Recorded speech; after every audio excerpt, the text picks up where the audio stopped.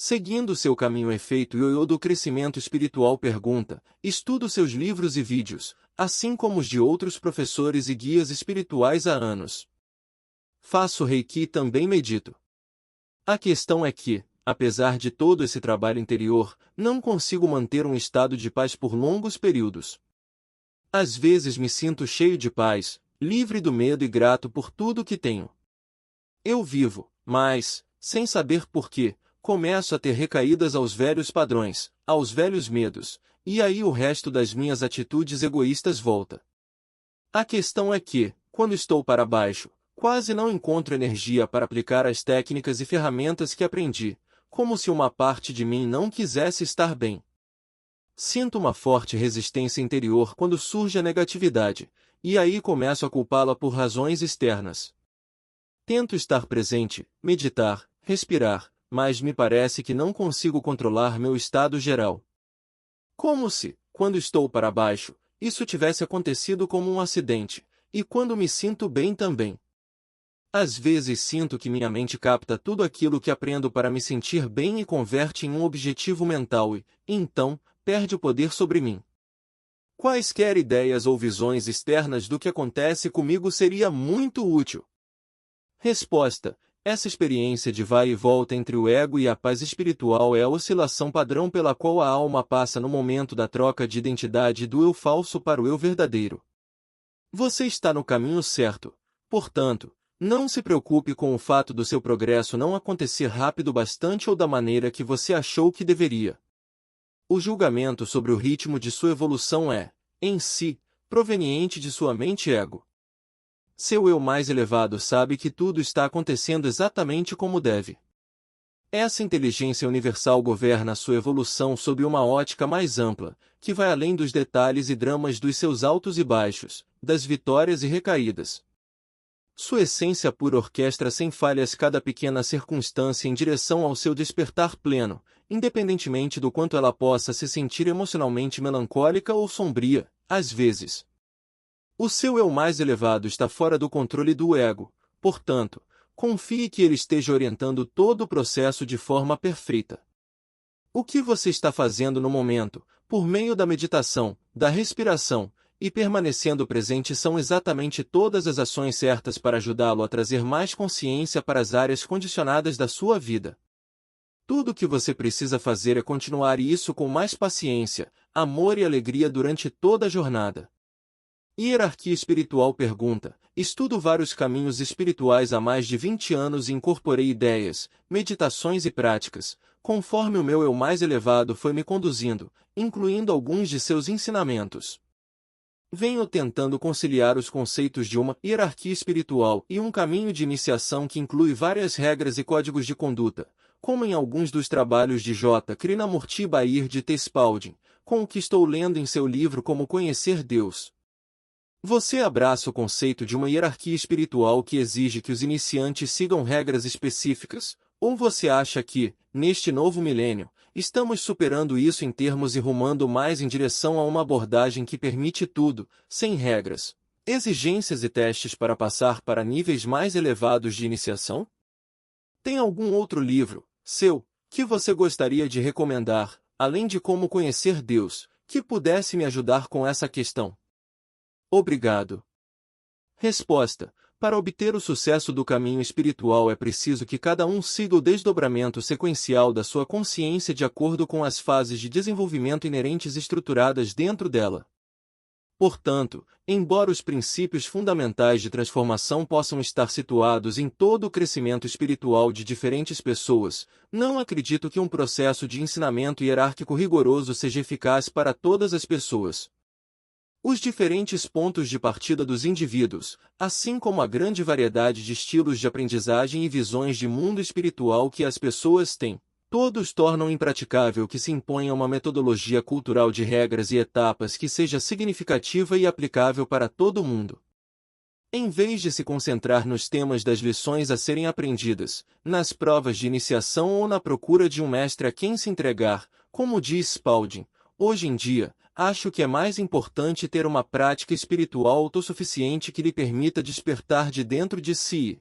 Então, Procurar pelo conhecimento que explique e solidifique essa experiência espiritual.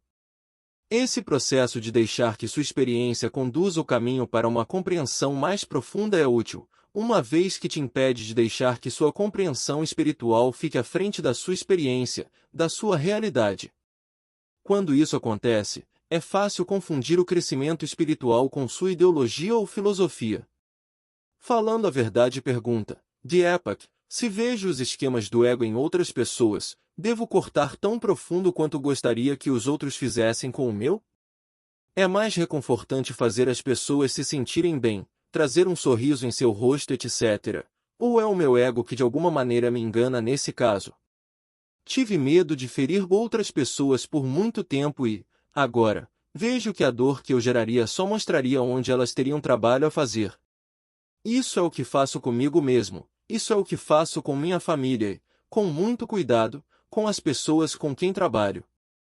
Sinto que amo a alma das pessoas que conheço, e é por isso que quero ser totalmente impiedoso com a ignorância que as cega. Será que existe um equilíbrio? Isso é verdade? É mesquinhez? Será que posso realmente fazer isso? Apenas quando eles pedem honestidade. Mas quantos pedem? Estou confuso.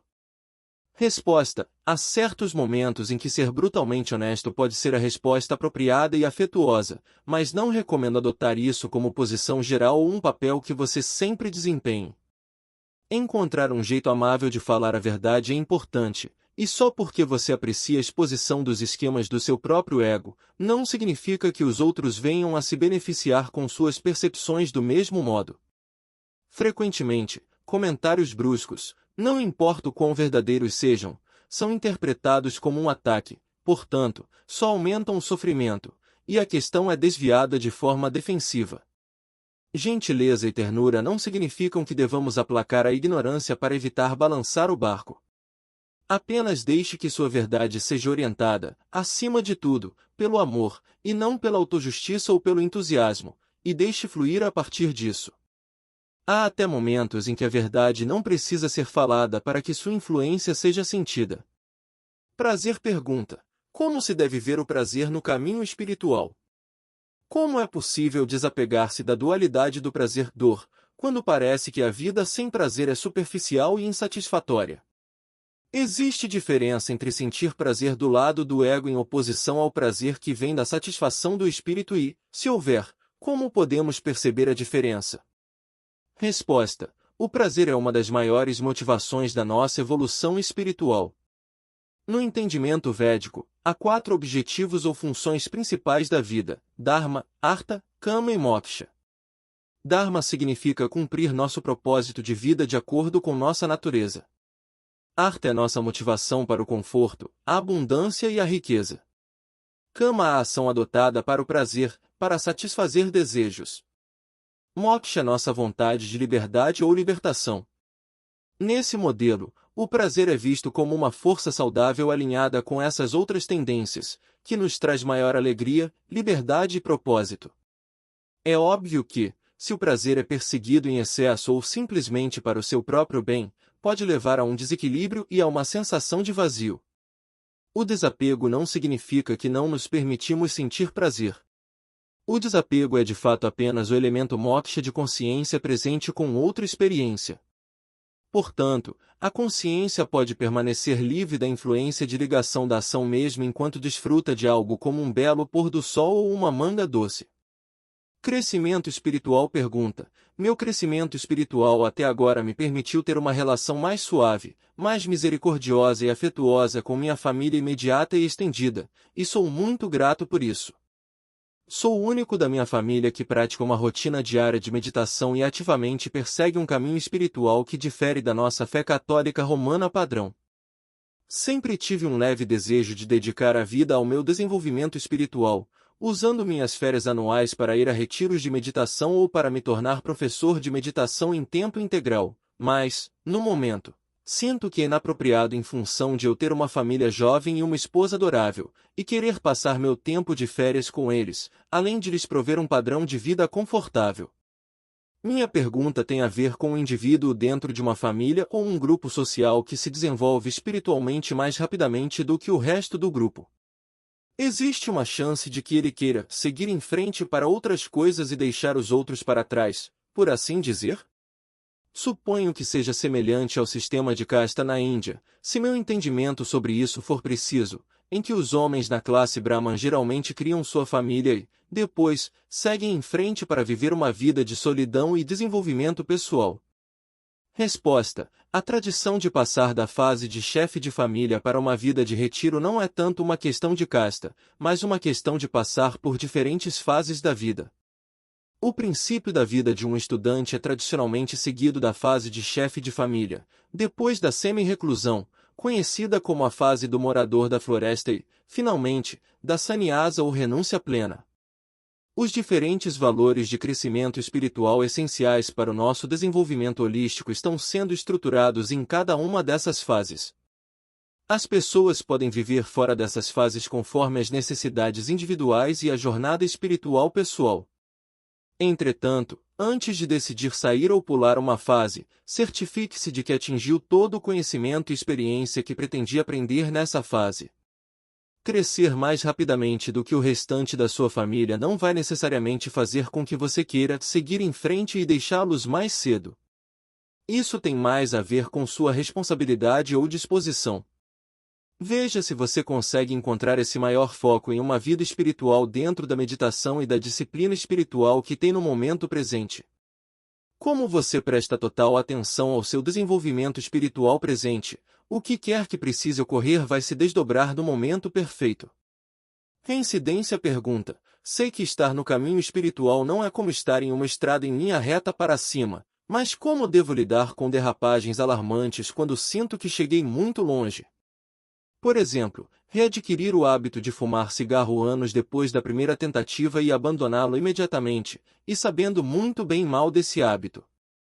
Ou sentir-se devastado e triste depois de procurar uma aproximação com alguém que não está disponível ou interessado, após já ter experimentado o fim de vários relacionamentos como esse, mesmo que eu pense ter absorvido as lições a partir deles. Sinto como se tivesse mais conhecimento de espiritualidade, no entanto, estou me sentindo menos espiritual do que antes de começar meu caminho. Quero me sentir melhor, mas não sei o que fazer.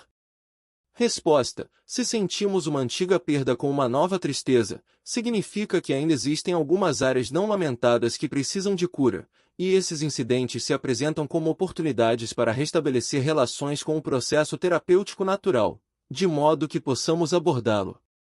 Até mesmo começar a fumar cigarro contra o seu melhor julgamento pode ser visto como uma tentativa confusa do seu corpo de obter a atenção da cura que ele exige. O mais importante é não ser duro demais consigo mesmo. É óbvio que fumar é muito autodestrutivo, portanto, condenar-se e dizer a si mesmo que você não chegou a lugar nenhum apenas aumenta a dor. Pergunte ao seu corpo o que ele realmente quer e precisa para se sentir melhor e que está por trás da ânsia de fumar, e então escute atentamente o que ele lhe diz. Você pode ter certeza de que não é o tabaco que ele quer de você. Siga em frente, dê a si mesmo a atenção que cura e nutre, que você precisa para passar por essa fase de crescimento. Fonte Experiência pergunta: estou em uma busca para viver uma vida mais espiritual. Para esse fim, comecei a meditar, orar e estudar diariamente. Comecei essa busca antes, mas sempre parei em um ponto. Se a fonte ou Deus é todas as coisas e nenhuma coisa ao mesmo tempo, se a fonte contém todo o conhecimento e forma e não forma, então por que a fonte cria a forma humana? Muitas pessoas acreditam que esta vida é uma escola para nossas almas. Luto com esse conceito. Se todos nós somos parte da fonte, por que ela precisaria experimentar a vida na Terra? A origem já conhece tudo o que há para saber. Eu apreciaria de fato poder ouvir seu ponto de vista sobre essa questão. No passado, minha confusão sobre esse assunto fez com que eu desistisse. Dessa vez, estou determinado a continuar a busca pela resposta. Deixe-me dizer também que, em determinado ponto da minha vida, fiz esse tipo de meditação chamado Big Mind. Durante minha primeira experiência com esse tipo de meditação, tive o que acredito ter sido uma experiência pessoal com a fonte de tudo. Durante essa meditação, experimentei Deus com amor e uma compaixão que tudo abrange. Não houve nenhum tipo de julgamento. A fonte era o amor, literalmente. A fonte amava toda a criação e não julgava nada como bom ou pecado. Tudo era amado e completamente compreendido. Também tive uma visão clara da fonte tão vasta, além da crença, tão infinita e nada ao mesmo tempo. Durante parte da meditação, vi formas indo e vindo, em mudança constante, mas ao mesmo tempo nunca mudando. Sempre parte do todo. Essa experiência não só foi bastante profunda, como me deixou confuso. É o que me leva à pergunta que fiz. Resposta: a fonte de toda a criação contém tudo como potencialidade, mas não como realidade. Assim como uma noz ou bolota do carvalho que contém todo o material genético para todas as características de um carvalho totalmente crescido, embora exista uma diferença entre essa semente potencial e a jornada de crescimento para um carvalho poderoso. Da mesma maneira, a fonte de criação é a potencialidade pura sem diferenciação da consciência. A criação da forma humana é uma maneira de esse campo da consciência tornar-se real e consciente de si mesmo. Nós somos um meio de a natureza conhecer a si mesma, e essa jornada torna funcional o que antes era apenas implícito. Essa é a fonte manifestando-se, diferenciando-se, depois, retornando para casa como a fonte totalmente consciente de si mesma. Ação e desapego pergunta: ainda estou trabalhando algumas questões pessoais com este princípio. Não que eu não confie no universo para cuidar dos detalhes. Faço isso pelas outras pessoas. Quando se trata de mim, luto. Como sempre soube que é uma força amorosa superior, fui criado para ser autossuficiente e não me impor aos outros. Consequentemente, sempre sinto que eu deveria assumir a responsabilidade e a ação, mesmo com o divino. Sempre pergunto: o que eu deveria estar fazendo? Estou aprendendo, porém, enquanto opero no desapego, como sei quando agir e quando não agir? Resposta: você está tornando isso complicado demais. Quando agir ou não agir não tem nada a ver com desapego. O impulso de quando agir pode ser determinado a partir do silêncio do seu coração. O desapego não diminuirá a autoconfiança, porque não bloqueia sua capacidade de sentir quando tomar uma medida ou não.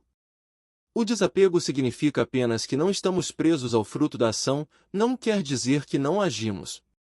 Além da inspiração pergunta: tenho o maior respeito por você e pelo modo como você inspira as pessoas e conheço seu trabalho há muitos anos. Quero ser inspirado, mas muito disso parece apenas ser palavras floreadas, perdão por dizer isso.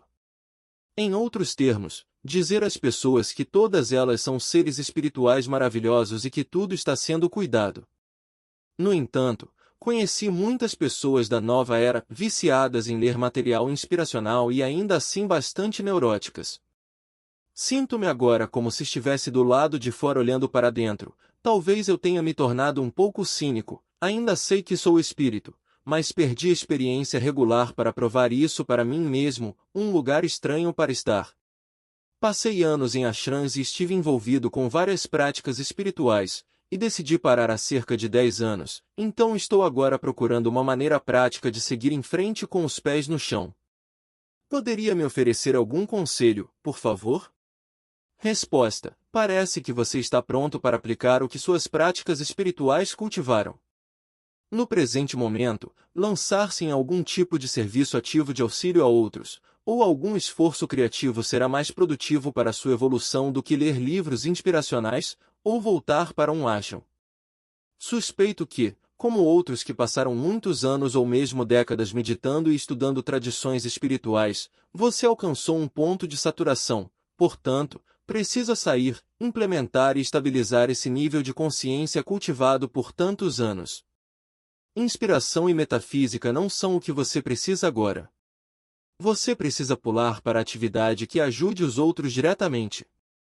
Quando começar a sentir a alegria de fazer algo que faz a diferença na vida dos outros, sua sensação de estar do lado de fora olhando para dentro e seu cinismo se dissiparão. Outros livros da série Pergunte a Deepak Chopra. Pergunte a Deepak Chopra sobre amor e relacionamentos. Pergunte a Deepak Chopra sobre saúde e bem-estar. Sobre Deepak Chopra. Deepak Chopra é médico e escreveu mais de 80 livros, inclusive diversos best-sellers campeões de venda do New York Times. Suas especialidades médicas são clínica geral e endocrinologia. Ele é membro do American College of Physicians, da American Association of Clinical Endocrinologists, além de professor adjunto do programa para executivos da Kellogg School of Management na Northwestern University. Deepak Chopra também recebeu os títulos de Distinguished Executive Scholar na Columbia Business School, Columbia University, e de Senior Scientist na Gallup Organization. Durante mais de 10 anos, Chopra foi conferencista no evento anual Update Internal Medicine, do Departamento de Extensão da Harvard Medical School e do Departamento de Medicina do Beth Israel Deaconess Medical Center.